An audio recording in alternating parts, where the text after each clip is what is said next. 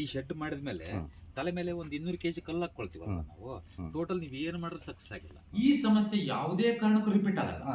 ಇಲ್ಲೇ ಸರ್ ಓದ್ಕೊಂತಾಗಿದ್ದು ಇಲ್ಲೇ ನೇಣಕೊಂಡ್ಬಿಡ್ತೀವಿ. ಮಾನಸಿಕವಾಗಿ ಚಂಚಲತೆ ಉಂಟಾಗುತ್ತೆ, ಕಳ್ಕೊಳ್ತಾ ಹೋಗ್ತಾರೆ, ಅಮ್ಮ ಎಲ್ಲ ಸತ್ತೋಗ್ತವೆ.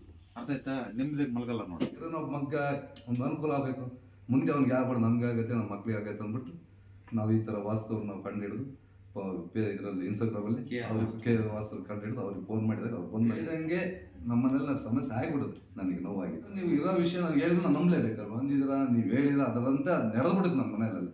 ಇನ್ನು ಮುಂದೆ ನಡಿಬಾರ್ದು ಅಂತ ನೀವು ಸಲಹೆ ಕೊಟ್ಟಿದ್ರೆ ನಿಮ್ಮ ಮನೆ ನೀವು ಸರಿಪಡಿಸ್ಕೊಳ್ಳಿ. ನಿಮ್ಮ ಮೇಲೆ ಆಂಜನೇಯ ಸ್ವಾಮಿ ನಿಮ್ಗೆಲ್ಲಾ ರೀತಿಯಿಂದಲೂ ಸಕಲ ಅಷ್ಟೈಶ್ವರ್ಯಗಳನ್ನು ಕೊಟ್ಟು ಕಾಪಾಡಲಿ.